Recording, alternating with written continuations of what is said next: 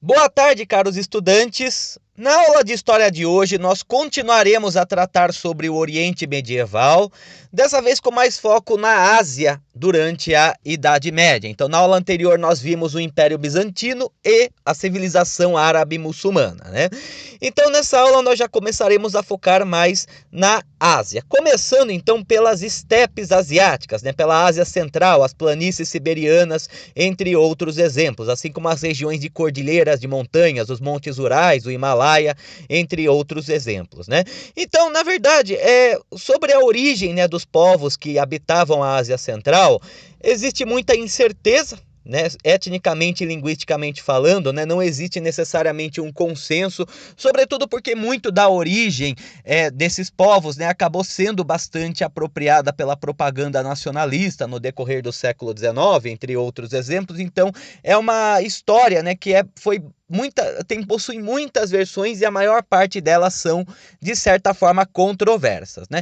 Mas, de qualquer forma, né, um ponto que acaba sendo comum, né, entre essas várias teorias de origem, afirma que por volta de 7.000 anos atrás, né, nós tínhamos, principalmente nas regiões próximas dos montes Urais, que separam a Europa da Ásia, e Altai, né, na Ásia Central, o surgimento de primeiras comunidades neolíticas que começaram a se fixar e que se caracterizavam muitas vezes por um idioma desconhecido, mas que teria dado origem para vários outros idiomas contemporâneos, né? Então, no caso dos urálicos, os urálicos eles teriam dado origem posteriormente aos húngaros, finlandeses e estonianos, né? Que no caso não são indo-europeus, né? Mas que depois, no começo da Idade Média, eles migram em direção à Europa, né? Os finlandeses acabam ocupando parte da Escandinávia, né? Os húngaros, nós já vimos, eles migram em direção à Europa Oriental, né, e os estonianos se estabelecem no Báltico, né, eles teriam provavelmente uma origem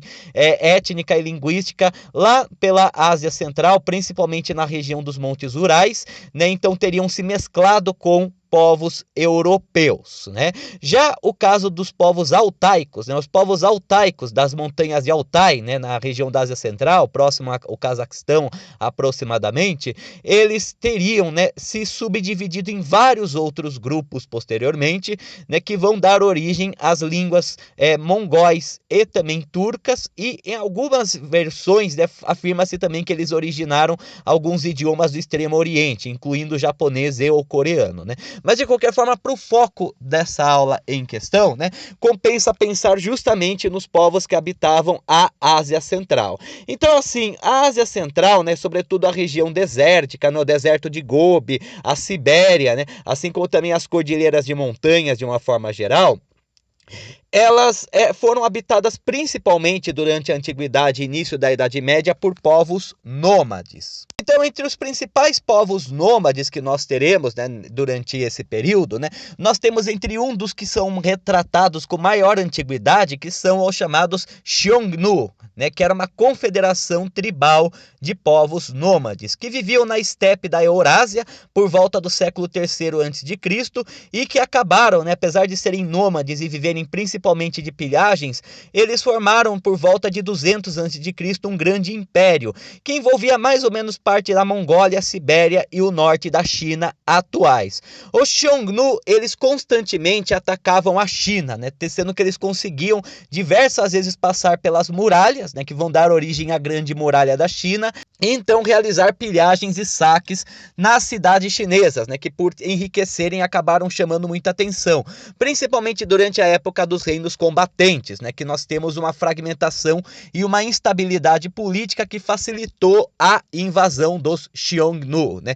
Os Xiongnu, no caso, eles acabam depois confrontando a China unificada, primeiramente na dinastia Qin e depois na dinastia Han, sendo que a dinastia Han, depois de travar várias guerras contra os Xiongnu, consegue destruir o Império Xiongnu e dispersar então esses povos. Depois nós vamos ter os hunos, que nós já tratamos também um pouco quando nós falamos sobre o Império Romano.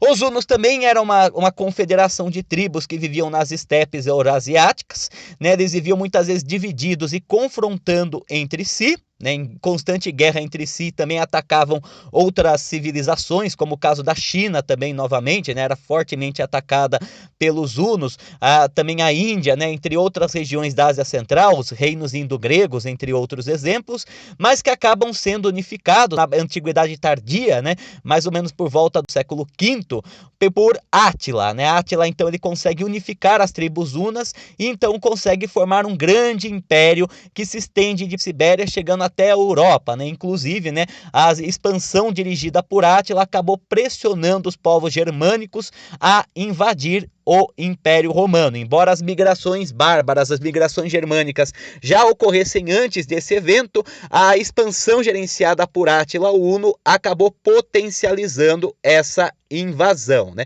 No entanto, depois, né, apesar de infligir grandes vitórias tanto contra godos contra os romanos também, né, os hunos eles acabam, né, se fragmentando após a morte de Átila, e então eles retornam em direção à Ásia, né, onde eles acabam se dispersando também. Há algumas teorias que falam que os hunos não eram necessariamente um povo, mas um conjunto de povos de diferentes tribos que habitavam a Ásia Central nesse período da transição da Antiguidade para a Idade Média. Depois dos hunos, nós vamos ter dois grandes grupos, né, que vão, de uma forma geral, acabar assumindo o cenário na Ásia Central. Nós vamos ter os chamados hunos brancos, ou heftalitas, como eram conhecidos também, né, que por volta do século VI vão acabar formando um grande império, o Império Heftalita, que vai acabar conquistando basicamente o que seria os atuais Afeganistão, Turcomenistão, Uzbequistão, Tadiquistão, Quirguistão, Cazaquistão, além também de uma parte do Paquistão, Índia e China, e que vão ser responsáveis também pela dissolução do Império Gupta na Índia, né? Os ataques dos hunos brancos ou heftalitas vão contribuir para a fragmentação do Império Gupta, né? E a Índia então se fragmenta em pequenos estados que se reorganizam e conseguem então expulsar os hunos brancos. E outro povo que nós vamos ter também vão ser os turcos, né? Os turcos, então, eles também vão se subdividir em vários outros povos. Um dos mais conhecidos deles serão chamados Gökturks, né? Os Gökturks, eles vão atuar nas estepes da Ásia Central, mais ou menos por volta do século VI, VII e VIII, principalmente, e vão acabar formando um grande cânato, né? Ou seja, um grande reino, um grande império nas estepes da Ásia Central, que depois, né, vão acabar, né, entrando em conflitos internos, né, em guerras civis que irão dissolver esse grande império, né, na região da Ásia Central. Então, né, esses são alguns dos povos que nós vamos ter inicialmente, né, nas estepes eurasiáticas de uma forma geral, sobretudo de origem altaica. Culturalmente falando, é bem difícil precisar como eles eram, sobretudo porque eram civilizações ágrafas, e o pouco que nós sabemos foi registrado por outros povos, como os chineses principalmente, os indianos, entre tantos outros, mas acredita-se no caso, né, que eles viviam um estilo de vida nômade, inclusive adaptado para o nomadismo. Inclusive eles eram capazes de construir pequenas cabanas que eram facilmente desmontadas e remontadas, justamente porque eles estavam constantemente em movimento. E no campo religioso, né, eles seguiam principalmente religiões xamânicas, né, então religiões que acreditavam em espíritos que regiam a natureza e que era necessário um sacerdote, um xamã que entrava em transe para poder negociar com esses espíritos, né? Alguns afirmam também, né, que a religião que era predominante entre os povos altaicos era a chamada religião Tengri, né, o tengrismo no caso. O tengrismo, ele acabava sendo uma mistura de espiritualismo com xamanismo, que acreditava, né, numa grande divindade que seria o céu azul, ou Tengri, como também era conhecido. E no caso, né, o tengrismo, ele tinha uma concepção panteísta do mundo, né, ou seja, ele não acreditava necessariamente numa natureza regida por deuses, mas sim que a própria natureza ela era divina. O próprio cosmos, né, representado pelo Tengri, o céu azul, era divino, né? E a visão de mundo que eles possuíam, né, eles acreditavam, né, que o universo ele era dividido em três esferas, né, que seria basicamente o plano plano celestial, o plano terreno e o plano subterreno, sendo que também a própria alma ela também seria dividida em partes, né? Então a alma ela acabaria tendo várias partes. Variava muito de lugar para lugar, mas no caso da Mongólia, por exemplo, acreditava-se que as pessoas tinham 3 almas na verdade, né? Que era o Amin-Huru, que era responsável pelos fenômenos físicos como respiração e temperatura do corpo, o Sunisum-Huru, que era basicamente fora do corpo, né? E que se movia através da água, né? E que inclusive poderia estar relacionado à reencarnação, e a Sul-de-Huru, né? Que era basicamente, né, a alma do ser, né? Que dava personalidade para a pessoa. O tengrismo em geral não acreditava em divindades, né? E sim na própria essência da natureza, né? A própria essência espiritual da natureza. Alguns acreditam, né, que o tengrismo e outras religiões xamânicas também teriam se propagado no Tibete, dando origem a uma outra religião que também é controversa, que é a religião Bon, né? A religião Bon, no caso, diz respeito a todas as práticas que eram realizadas no Tibete antes da chegada do budismo, no começo da Idade Média, principalmente, né? No caso, era basicamente uma influência de tradições xamânicas e animistas, né? Ou seja, que acreditava numa natureza regida por espíritos, com xamãs que negociavam a natureza, embora, né, em algumas regiões houvesse também o culto a várias divindades, né? Sendo que até mesmo na decoração das casas tibetanas, né, havia lugares estratégicos para se colocar estátuas de divindades para proteger o lar de maus espíritos. Fora isso, não se sabe muito sobre essas religiões que eram seguidas entre esses povos principalmente, né? Então, nós vamos ter, né, depois do esfacelamento dessas primeiras civilizações, nós vamos ter, então, né, 2 civilizações principais, 2 povos principais que vão acabar predominando durante a Idade Média, os turcos e os mongóis, né? Os turcos, eles era um povo de origem altaica, né, que acabou inclusive se subdividindo várias vezes, como os próprios goturcos, né, como nós acabamos de ver, né, também alguns povos turcos eles acabaram formando um cânato na região da Ásia Central, né, que era basicamente o primeiro cânato turco, né, que ia da Ásia Central até o Mar Negro, né, era bastante extenso esse território. No entanto, ele teve uma duração bastante efêmera, em grande parte por conta de invasões estrangeiras, assim como conflitos civis, né? No entanto, os turcos eles começam a migrar, né, das estepes da Ásia Central em direção ao Ocidente e começam a invadir e conquistar vários e vários territórios na região em questão, né? Inclusive, eles acabam se misturando com vários povos locais. Os turcos, inclusive, eles acabaram sendo utilizados pelos árabes como soldados de elite, principalmente escravos turcos, né? Eram usados como uma espécie de força de elite de vários califados muçulmanos que eram conhecidos como mamelucos. Embora os mamelucos não fossem apenas turcos, né, eles eram muitas vezes escravos, né, que não eram de origem árabe e que eram extremamente treinados para lutar em diversas condições. Muitas vezes esses mamelucos conseguiram tomar o poder nos territórios em que eles eram os escravos, né? Como eles tinham uma grande força militar, eles conseguiam muitas vezes tomar o poder e formar alguns califados, como aconteceu, por exemplo, no Egito, entre outros exemplos.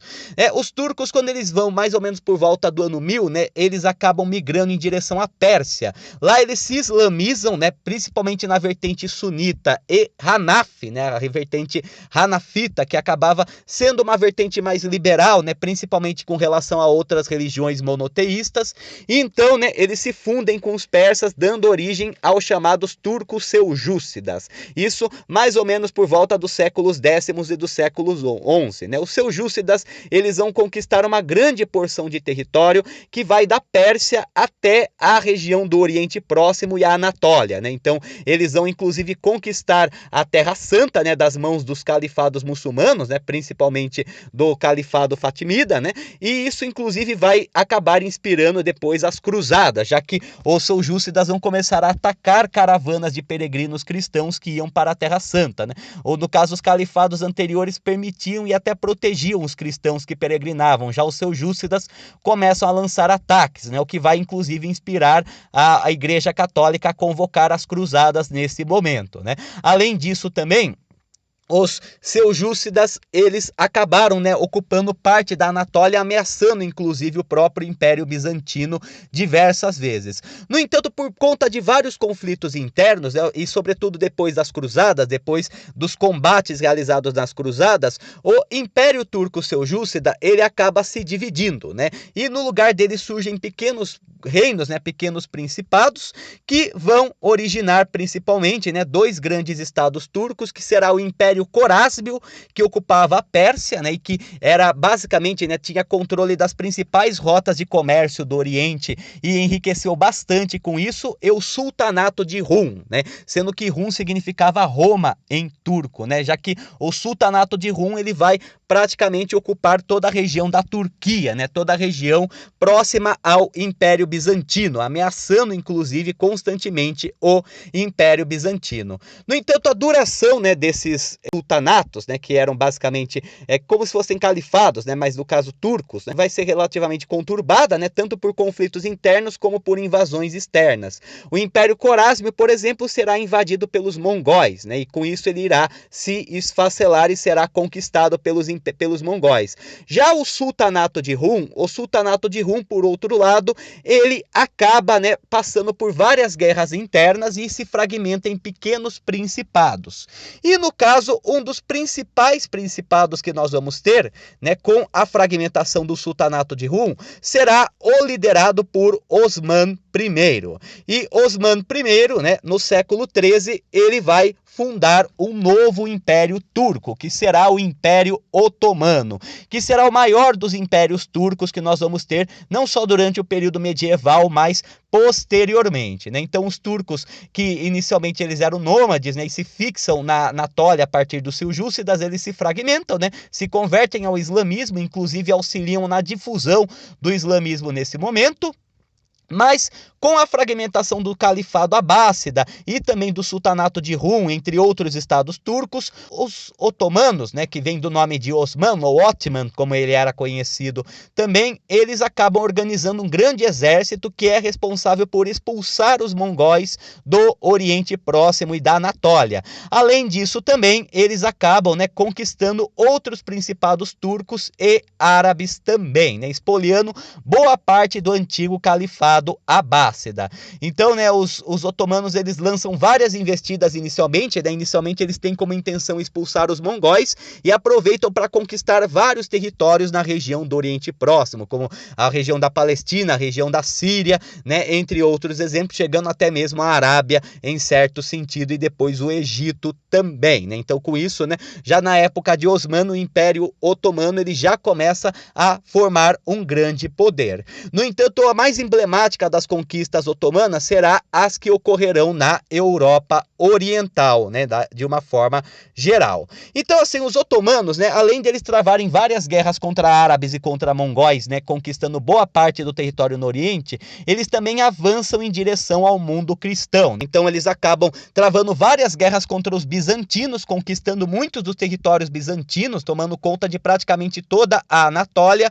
Eles conquistam os búlgaros, que já estavam bastante enfraquecidos por conta das várias derrotas que eles sofreram com os bizantinos, né? A Bulgária já nessa época não era mais o grande império que ela foi no começo do período medieval, ela já estava bastante enfraquecida e fragmentada, e com isso os otomanos com facilidade conseguem conquistar os búlgaros. Eles também invadem a região da Sérvia, né, que tinha formado um poderoso estado anteriormente, né, com Stefan Dušan no século XIV.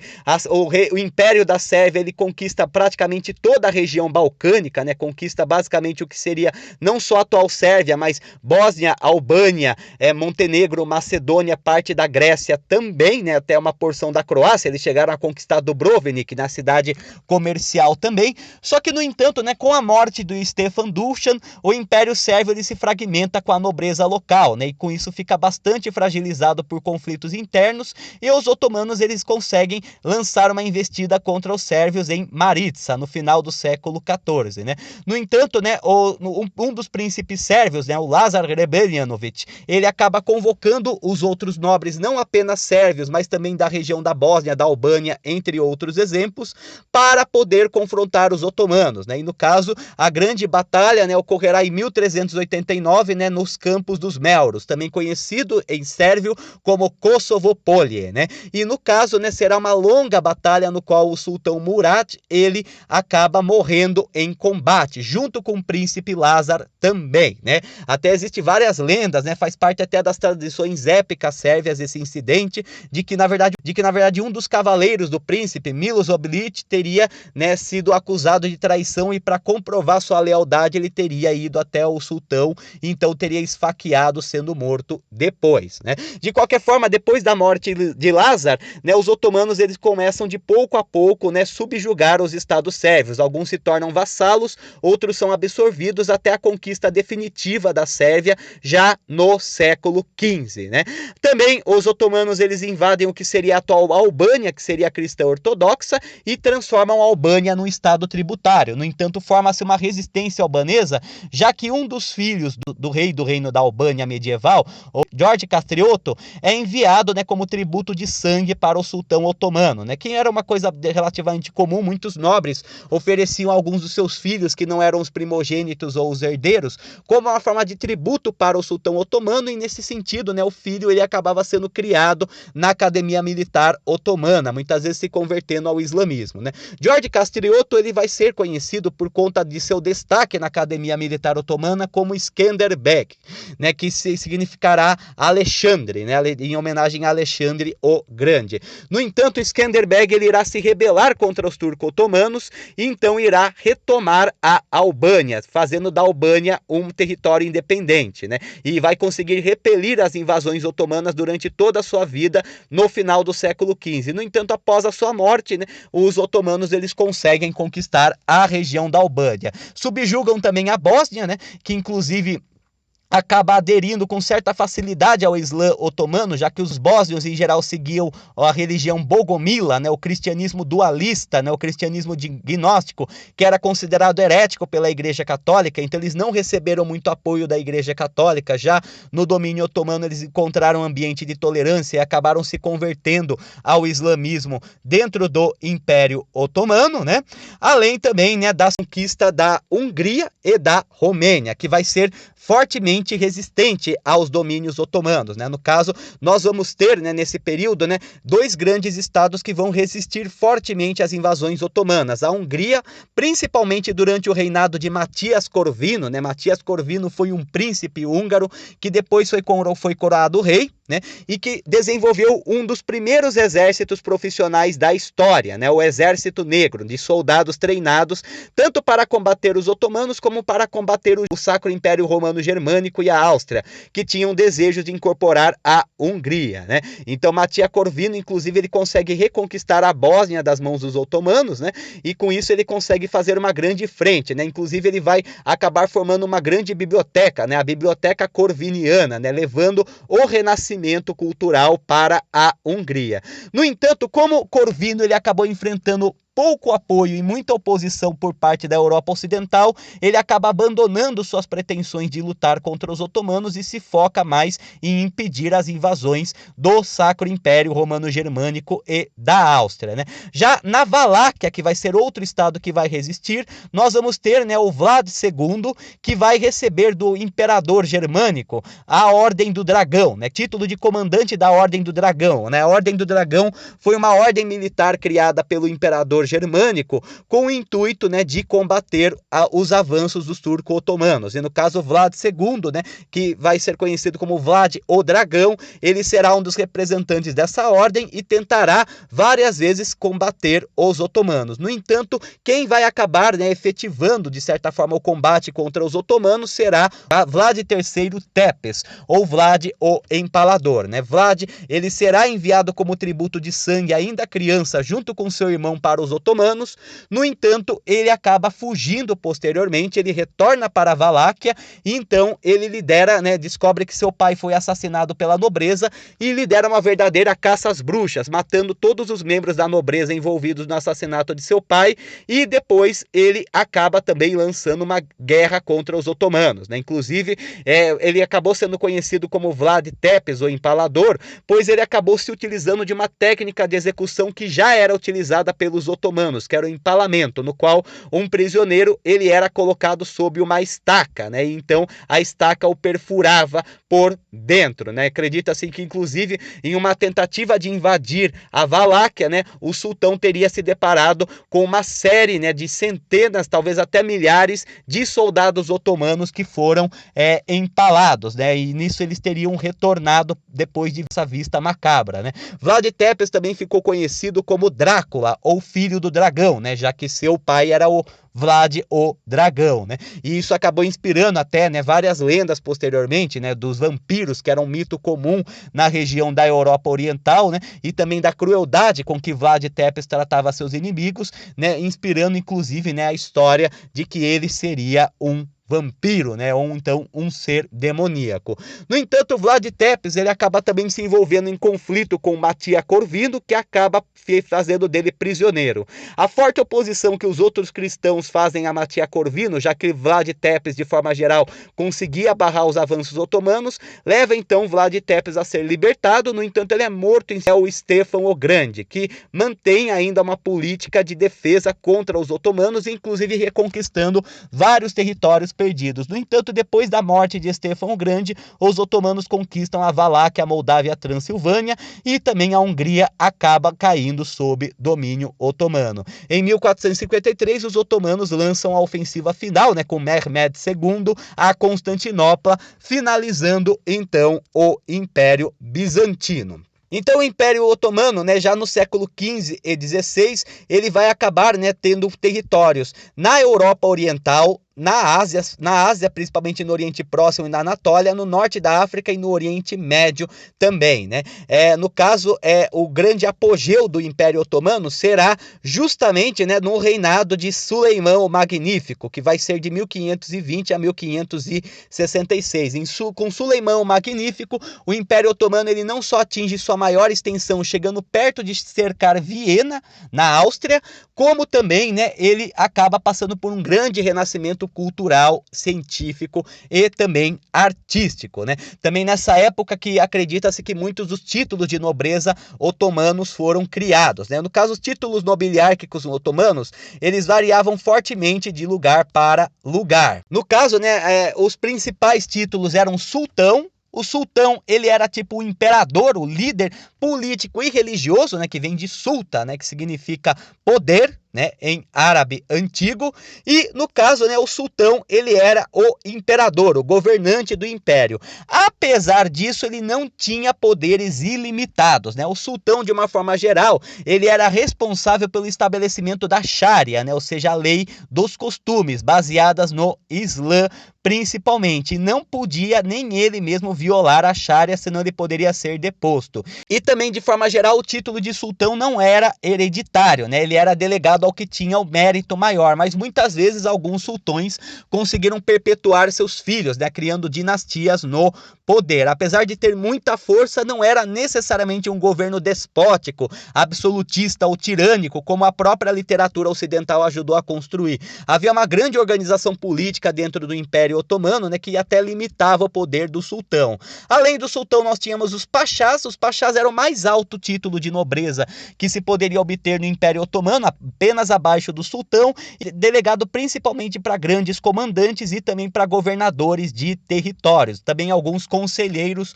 do próprio sultão também, Nós vamos ter, além desses dois, o título de Aga, que era o general ou comandante militar, e o Bey, ou Sanjak Bey, que vai ser o governador das províncias de uma forma geral, que vai ser o governante das regiões dominadas, dos territórios dominados.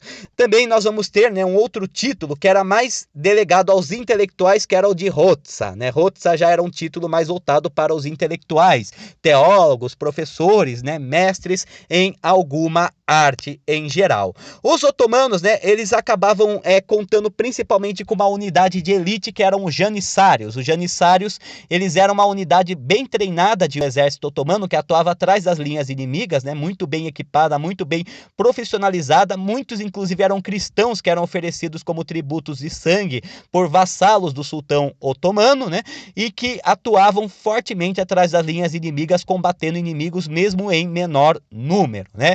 E no caso, na divisão do Império Otomano, né, o Império Otomano na organização social, eles acabaram adotando o chamado sistema Millet. O sistema Millet, ele basicamente dividia as comunidades conforme a religião, né? Os otomanos, em geral, eles eram tolerantes com as religiões monoteístas, né? Tanto que, inclusive, quando os judeus eles são expulsos da Península Ibérica, os otomanos acabam recebendo muitos deles, né? Eles não tinham problema com cristãos e judeus. O único problema é que ser cristão ou judeu no Império Otomano acarretava em pagar um imposto a mais, que era o imposto do infiel, além do fato, né, de que era mais difícil ascender a altos cargos sendo cristão ou judeu. Então muita gente se convertia ao Islã por conveniência para ascender a altos cargos. Apesar disso, não havia uma grande perseguição religiosa, e inclusive as lideranças religiosas, eles eram também líderes políticos das comunidades do Millet, né, que era organizado conforme religião, né, com algumas regiões da cidade destinadas a muçulmanos, outra para judeus e outra para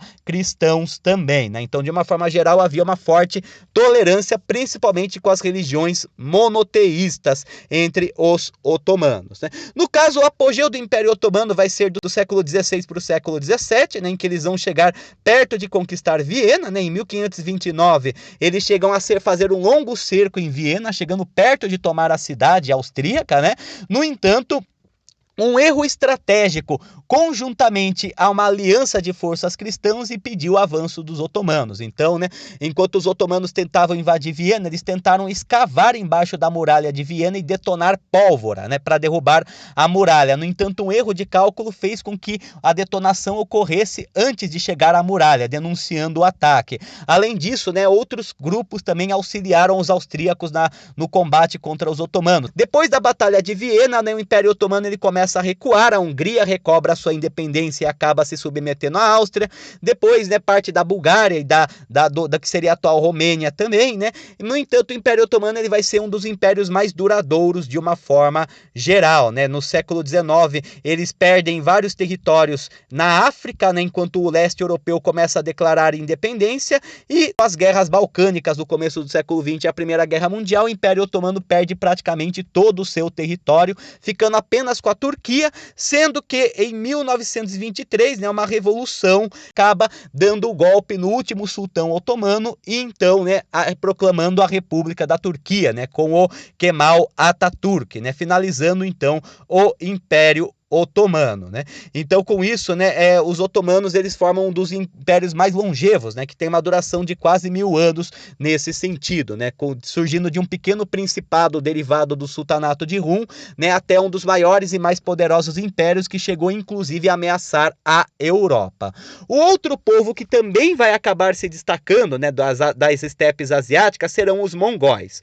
Os mongóis, eles eram um povo das estepes da Eurásia, né, que inicialmente também se organizavam em tribos, né? Eles se organizavam em diversas tribos também, né? Nômades, muitos eram cavaleiros de uma forma geral e que ocuparam a Ásia Central, né? Muitas só tinham a língua, a religião em comum, mas que viviam em conflito, né?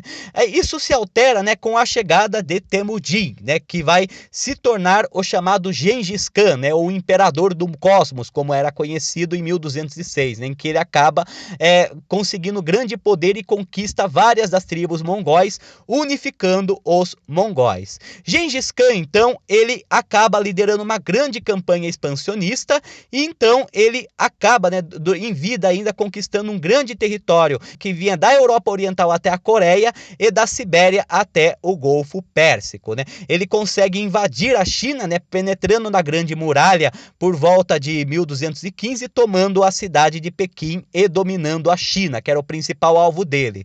Depois do domínio da China, ele avança sobre os vários estados muçulmanos, tomando Bagdá, né, dando fim ao califado abássida e combatendo também os estados turcos. No entanto, né, o grande império de Gengis Khan, né, que reunia basicamente toda a porção da Eurásia, né, que inclusive permitiu, apesar de ser um império bastante violento, que governava pela força, levou a um grande florescimento do comércio, né, pois de certa forma, como era um império unificado, o comércio ele passou a fluir com maior facilidade, né, e os mongóis acabaram absorvendo de uma forma geral muito da cultura dos povos dominados. Depois da morte de Gengis Khan, o Império Mongol ele acaba se dividindo, né? Então, com isso, né, o Império Mongol ele se divide em 4 grandes estados, que era a Horda de Ouro, que acabou assumindo a região da Sibéria e da Europa Oriental, que vai ser um dos mais duradouros, né? Vai acabar subjugando as cidades russas, dando fim ao Rus Kievan, e até o meados do século XVI vão ter domínio na região quando Moscou lidera uma revolução contra os mongóis. Nós vamos ter a dinastia Yuan na China, que nós iremos tratar posteriormente, né? Que acabou sendo a dinastia mongol, com Kublai Khan, que passou a dominar a China.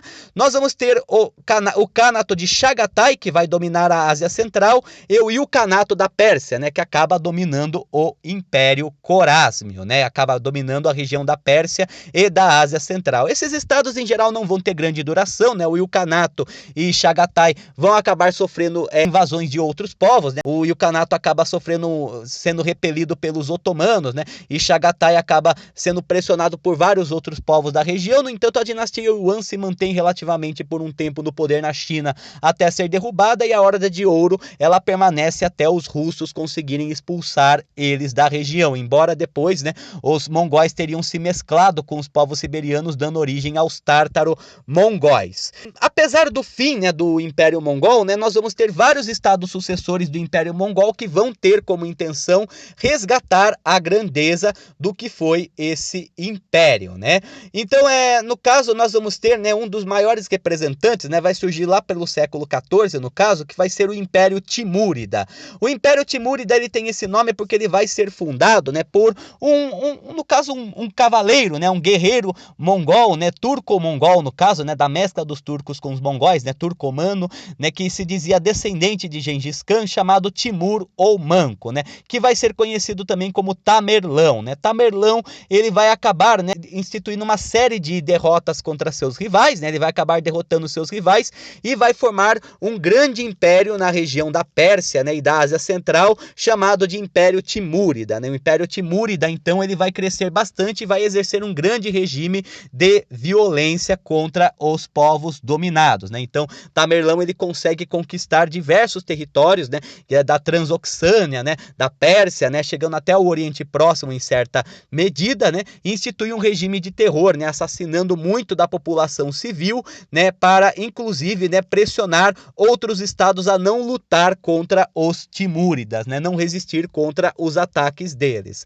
No entanto, né, Tamerlão ele vai acabar morrendo, né, na região da Sibéria, né, ele vai ser pego pelo inverno rigoroso, né, e com isso, né, boa parte do seu exército será destruído e ele irá morrer também, né, mas apesar disso, né, a história de Tamerlão vai acabar inspirando muitos nobres na região da Ásia. Um deles será Babur, né, Babur, ele no final do período medieval, né, ele vai se dizer descendente de Tamerlão, né, do cavaleiro turcomano Tamerlão, e vai instituir, né, na Índia o chamado Império Mogol, ou Império Mughal. O Império Mughal, né, ele acaba por invadir, né, o Sultanato de Delhi, que era um grande estado muçulmano que dominava a Índia desde o século XIII, né? Então, desde o século XIII nós tínhamos a presença do Sultanato de Delhi, que foram, na verdade, várias dinastias de origem muçulmana que passaram a ter grande controle sobre boa parte do território indiano, principalmente a metade norte. A Índia, de uma forma geral, ela não teve um processo de unificação tão grande na Idade Média. O Sultanato de Delhi foi um dos poucos casos. Então, no caso, Babur ele acaba tomando, né, boa parte da Índia e institui o Império Mogol, também conhecido como Império Mughal, né? O Império Mughal ele vai passar por uma grande expansão, principalmente com Akbar, né? Akbar I, ele irá levar o Império Mughal à sua grande extensão no século século XVII, dominando quase todo o subcontinente indiano e tornando o resto estados tributários, né? Vai dominar basicamente porções do que seria, além da Índia, o Bangladesh, o Afeganistão e o Paquistão atual, e que vai ser inclusive um dos estados mais ricos e prósperos no Oriente nesse período, né? E que vai ter essa riqueza bastante potencializada não apenas nas artes, mas também na arquitetura, né, e nas construções de uma forma geral. Por exemplo, na cidade de Agra, né, que era a capital do Império Mughal, vai ser construído, né, em 1632 o chamado Taj Mahal, né, que é uma das maravilhas do mundo moderno. Uma grande mesquita, né, um grande templo, né, que na verdade foi feito, né, pelo imperador Shah Jahan, né, que acabou construindo essa grande obra em homenagem à sua esposa favorita, já que eles eram polígamos de uma forma geral, né, eles seguiam o Islã mais tradicional, né, Arjumand Banu Begum, né, que era chamada de Mumtaz Mahal, né, por isso que esse nome Mumtaz Mahal, que significa joia do palácio, né, significava joia do palácio, e que morreu após dar à luz a um dos filhos dele. No caso, né, então o Taj Mahal foi um presente, vamos dizer assim, do Shah Jahan à sua esposa falecida, uma homenagem que reunia não só um grande conjunto arquitetônico, mas também uma mesquita, né, já que eles eram muçulmanos. O Império Mughal, né, ele vai acabar, né, sendo bastante fortalecido pelas rotas de comércio, principalmente oferecendo pedras semi-preciosas, seda e a lápis lazuli também, né, além de ouro e outros metais preciosos. No entanto, né, o Império Mughal ele acaba, né, sendo conquistado pelos britânicos, né? Em 1725, várias revoltas camponesas religiosas, além de guerras civis, levam ao enfraquecimento do império, né, que começa a ser anexado pela Grã-Bretanha até ocorrer a revolta dos Cipais, né, que foi uma revolta indiana contra o domínio britânico em 1857, né, que acaba levando à anexação total da Índia pelo Reino Unido, formando o chamado Raj britânico, no qual a Índia passava a ser diretamente governada pela Grã-Bretanha nesse período, né? Então, né, a gente percebe, né, que mesmo que Gengis Khan tenha iniciado as conquistas lá pelo século XIII, né, ele acabou inspirando posteriormente o Tamerlão, né, a realizar a formação de um grande império na região da Ásia Central, né, um império muitas vezes governado pela força, e também depois, né, o Babur, né, e o Akbar, né, que acabam constituindo o Império Mughal ou Mogol, né, que acaba unificando a Índia durante o período medieval até a conquista definitiva da Índia pelos britânicos, né? Então, com isso, né, nós temos o fim, né, do que teria sido o último dos grandes reinos, que se dizia descendentes dos mongóis, né, que seguia muitas vezes a religião islâmica, embora o hinduísmo fosse tolerado dentro de seu território, né, tanto no governo do sultanato de Delhi como no Império Mughal, o islamismo ele passa a ter uma grande proliferação dentro da Índia, né, competindo inclusive com o budismo e com o hinduísmo, né, durante esse momento, né, durante esse período como religião dominante, né? Então, nessa aula nós vimos principalmente os povos das estepes asiáticas, né, da região da Ásia Central, desde a sua possível mais controversa origem até a sua dispersão e formação de dois dos grandes impérios que predominaram na Idade Média no Oriente, o Império Otomano, né, que vai existir até o século XX, sendo um império bastante duradouro formado pelos turcos, e o Império Mongol e todas as suas ramificações posteriormente também, né, que acaba dominando boa parte da Ásia, tendo alguns de seus estados sucessores também bastante poderosos, como o Império Timúrida e o Império Mughal. Na próxima aula, então, nós tratamos sobre o Extremo Oriente, né, o Sudeste Asiático e o Pacífico também, durante a Idade Média. Uma boa tarde a todos e tudo de bom!